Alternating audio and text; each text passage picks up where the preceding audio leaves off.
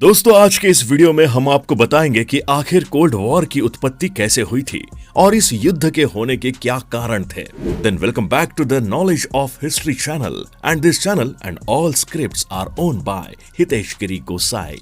शीत युद्ध की अवधारणा का जन्म द्वितीय विश्व युद्ध की समाप्ति के बाद 1945 में हुआ। यह अंतर्राष्ट्रीय संबंधों की एक सच्चाई है जो अमेरिका तथा सोवियत संघ के पारस्परिक संबंधों को उजागर करती है। ये द्वितीय विश्व युद्ध के बाद के अंतर्राष्ट्रीय संबंधों का एक नया पाठ है। इसे एक नया अंतर्राष्ट्रीय राजनीतिक विकास का नाम भी दिया जा सकता है। द्वितीय विश्व युद्ध के दौरान अमेरिका और सोवियत संघ के मध्य मित्रता का जो नया अध्याय शुरू हुआ था वो युद्ध के बाद समाप्त हो गया। दोनों महाशक्तियों में पारस्परिक मतभेद की भावना और अधिक गहरी होती गई और दोनों एक दूसरे को नीचा दिखाने के प्रयास करने लग गए। इस प्रयास से दोनों देशों में कूटनीतिक, सांस्कृतिक, राजनीतिक और सामाजिक क्षेत्रों में सहयोग के बजाय एक संघर्षपूर्ण स्थिति का जन्म हो गया। अंतर्राष्ट्रीय मंच पर दोनों शक्तियां एक दूसरे पर आरोप प्रत्यारोप लगाने लग गई।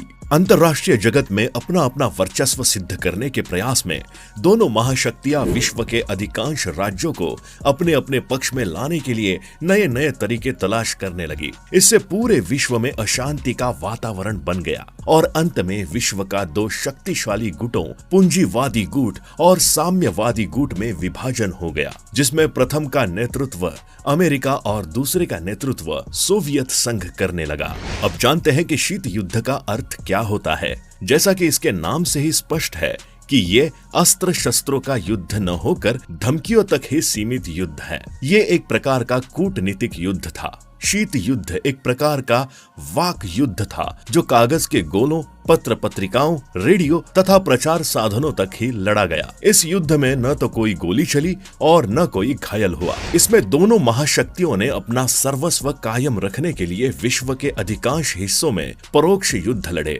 युद्ध को शस्त्र युद्ध में बदलने से रोकने के सभी उपायों का भी प्रयोग किया गया। ये केवल कूटनीतिक उपायों द्वारा लड़ा जाने वाला युद्ध था जिसमें दोनों महाशक्तियां एक दूसरे को नीचा दिखाने के सभी उपायों का सहारा लेती रही। इस युद्ध का उद्देश्य अपने अपने गुटों में मित्र राष्ट्रों को शामिल करके अपनी स्थिति मजबूत बनाना था ताकि भविष्य में प्रत्येक अपने अपने विरोधी गुट की चालों को आसानी से काट सके। यह युद्ध द्वितीय विश्व युद्ध के बाद अमेरिका और सोवियत संघ के मध्य पैदा हुआ। इस प्रकार कहा जा सकता है कि शीत युद्ध दो महाशक्तियों के मध्य एक वाक युद्ध था जो कूटनीतिक उपायों पर आधारित था।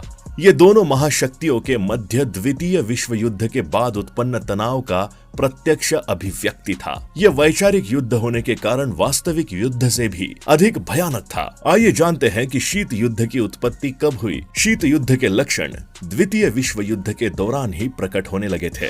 दोनों महाशक्तियां अपने अपने संकीर्ण स्वार्थों को ही ध्यान में रखकर युद्ध लड़ रही थी और परस्पर सहयोग की भावना का दिखावा कर रही थी। जो सहयोग की भावना युद्ध के दौरान दिखाई दे रही थी वो युद्ध के बाद समाप्त होने लगी थी और शीत युद्ध के लक्षण स्पष्ट तौर पर उभरने लग गए थे। दोनों गुटों में ही एक दूसरे की शिकायत करने की भावना और भी मजबूत हो गई थी। इन शिकायतों के कुछ आधार थे। ये पारस्परिक मतभेद ही शीत युद्ध के प्रमुख कारण थे। तो चलिए अब शीत युद्ध की उत्पत्ति के प्रमुख कारण जान लेते हैं।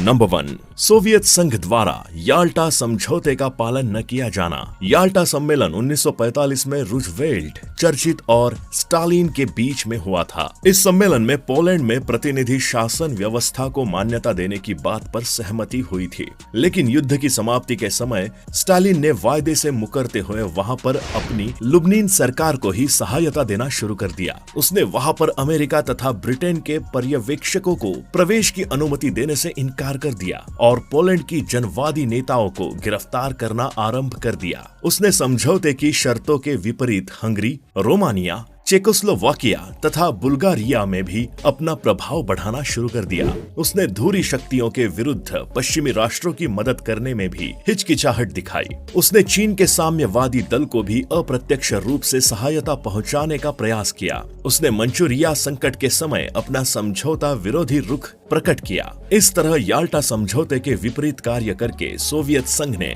आपसी अविश्वास व वैमनस्य की भावना को ही जन्म दिया, जो आगे चलकर शीत युद्ध का आधार बनी। नंबर 2, सोवियत संघ और अमेरिका के वैचारिक मतभेद। युद्ध के समय ही इन दोनों महाशक्तियों में वैचारिक मतभेद उभरने लगे थे। सोवियत संघ साम्राज्यवाद को बढ़ावा देना चाहता था, जबकि अमेरिका पूंजीवाद का प्रबल समर्थक था। सोवियत संघ ने समाजवादी आंदोलनों को बढ़ावा देने की जो नीति अपनाई, उसने अमेरिका के मन में अविश्वास की भावना को जन्म दे दिया। सोवियत संघ ने अपनी इस नीति को न्यायपूर्ण और आवश्यक बताया। इससे पूंजीवादी को गहरा आघात पहुंचा और अनेक पूंजीवादी राष्ट्र अमेरिका के पक्ष में होकर सोवियत संघ की समाजवादी नीतियों की निंदा करने लगे। इस प्रकार पूंजीवाद बनाम समाजवादी विचारधारा में तालमेल के अभाव के कारण दोनों महाशक्तियों के बीच शीत युद्ध का जन्म हुआ। नंबर 3, सोवियत संघ का एक शक्तिशाली राष्ट्र के रूप में उभरना। सोवियत संघ ने प्रथम विश्व युद्ध के दौरान ही अपने राष्ट्रीय हितों में वृद्धि करने के लिए प्रयास शुरू कर दिए थे। 1917 की समाजवादी क्रांति का प्रभाव दूसरे राष्ट्रों पर भी पड़ने की संभावना बढ़ गई थी। दूसरे विश्व युद्ध के दौरान उसके शक्ति प्रदर्शन ने पश्चिमी राष्ट्रों के मन में ईर्ष्या की भावना पैदा कर दी थी और पश्चिमी शक्तियों को भय लगने लगा था कि सोवियत संघ इसी ताकत के बल पर पूरे विश्व में अपना साम्यवादी कार्यक्रम फैलाने का प्रयास करेगा। दूसरे विश्व युद्ध के दौरान तो वे चुप रहे, लेकिन युद्ध के बाद उन्होंने सोवियत संघ की बढ़ती शक्ति पर चिंता जताई। उन्होंने सोवियत संघ विरोधी नीतियां अमल में लानी शुरू कर दी।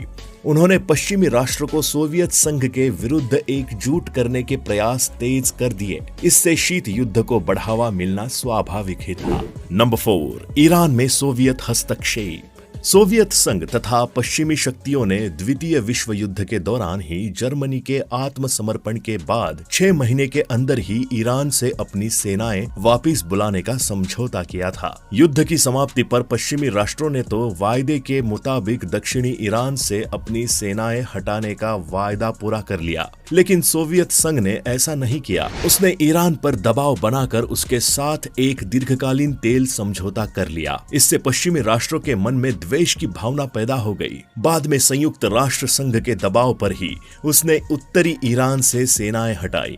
सोवियत संघ के इस समझौता विरोधी नीति ने शीत युद्ध को जन्म दिया।